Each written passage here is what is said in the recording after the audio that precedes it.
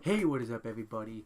I am here to give you guys my Read Aloud series for The Adventures of Tom Sawyer, chapter 32. And if you want to check out my Read Aloud series for chapters 1 through 31, make sure you guys click down on the playlist down below. And now that I've said that, let's get right into the video itself.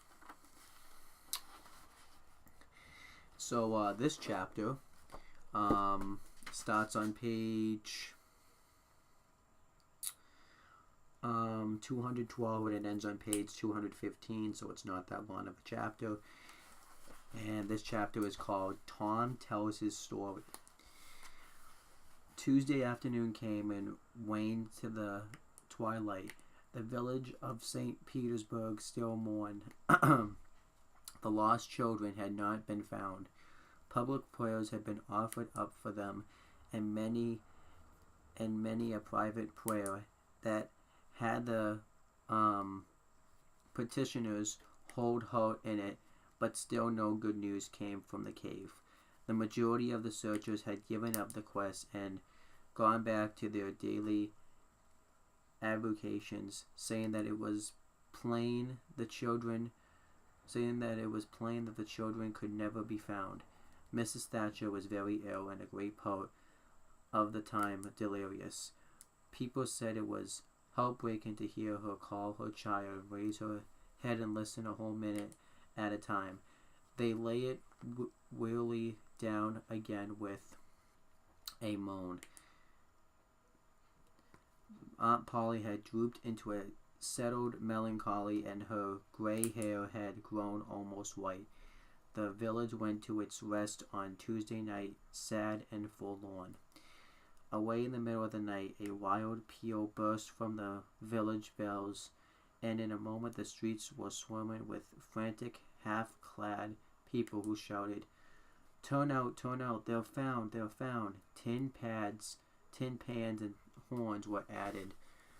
To the din, the population massed itself and moved toward the river, met the children coming in an open carriage drawn by shouting citizens, thronged around it, joined its homeward march, and swept magnificently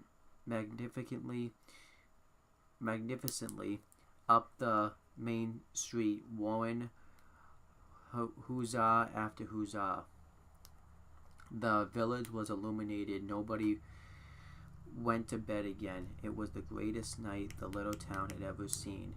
During the first hour of a procession of villagers filed through Judge Thatcher's house, seized the saved ones and kissed them, squeezed Mrs. Thatcher's hand, tried to speak but couldn't, and drifted out rainy tears all over the place. Aunt Polly's happiness was complete, and Mrs. Thatcher's nearly so. It would be complete, however, as soon as the messenger dispatched with the great news to the cave should get the word to her husband. Tom lay upon a sofa with an eager auditory about him and told the history of the wonderful adventure, putting in many striking additions to adorn it withal, and closed with a description of how he left Becky and went on an exploring expedition, how he followed 2 avenues as far as his kite line would reach, how he followed a third to the fullest stretch of the kite line and was about to turn back when he glimpsed as far off peak that looked like a daylight, dropped the line and groped toward it, pushed his head and shoulders through a small hole and saw the broad Mississippi rolling by, and if it had only happened to be night, he would not have seen that speck of light and would not have explored that passage any more. He told how he went back for Becky and broke the good news, and she told him not to fret her with such stuff, for she was tired and she knew she was going to die and wanted to.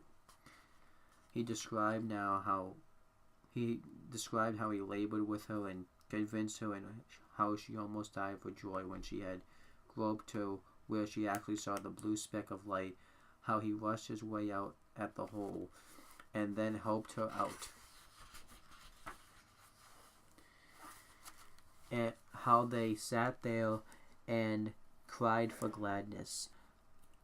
How some men came along in a skiff, and Tom hailed them and told them their situation and their famished condition.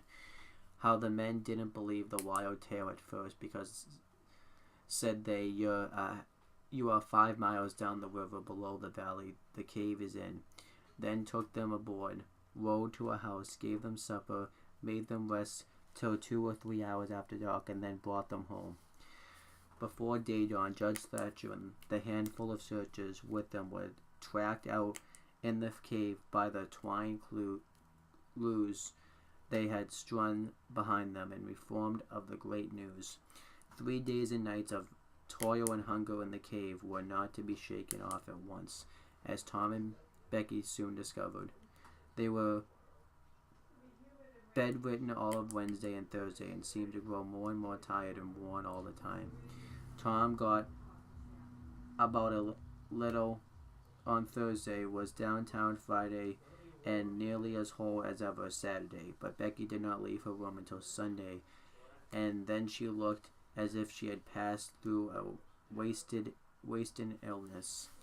Tom learned of Huck's sickness and went to see him on Friday, but could not be admitted to the bedroom. Neither could he on Saturday or Sunday. He was admitted daily after that, but was warned to keep still about his adventure and introduce no exciting topic.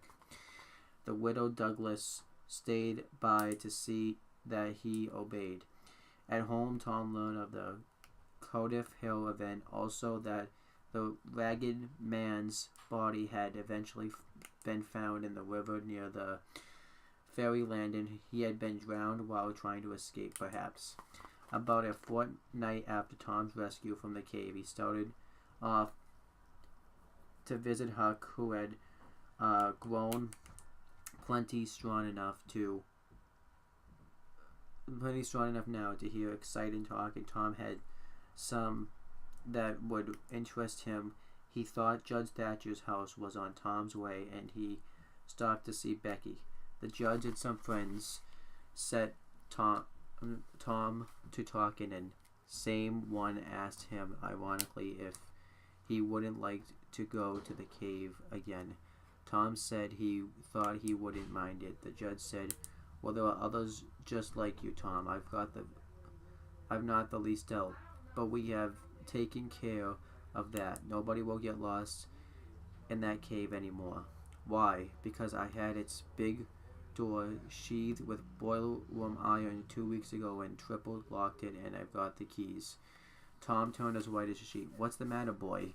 "Here, run somebody, fetch a glass of water." The water was brought and thrown into Tom's face. "Ah, now you're all right. What was the matter with you?" "Oh, Judge, Injun Joe's in the cave." And then that's the end of the chapter. And overall, I thought that was actually a really good chapter. I definitely marked out when I found out that Tom and Becky were finally found, and then finding out the whole story about how everything happened, and I thought that was awesome. And now it kind of left us with a little bit of a cliffhanger, because they've strapped that cave shut, and now Injun Joe's in there, trapped in the cave. So I wonder what's going to happen with that. But that's pretty much all I have to say about this chapter. Thank you guys for watching this video. Please make sure you guys like, comment, and share this video so people will watch it. Make sure you guys subscribe to this YouTube channel for more content, and click on the bell so that way every time I upload a video, you guys will get the notification for it. And make sure you guys do the same thing for my CM Brothers YouTube channel. And that's pretty much it, guys. Talk to you later.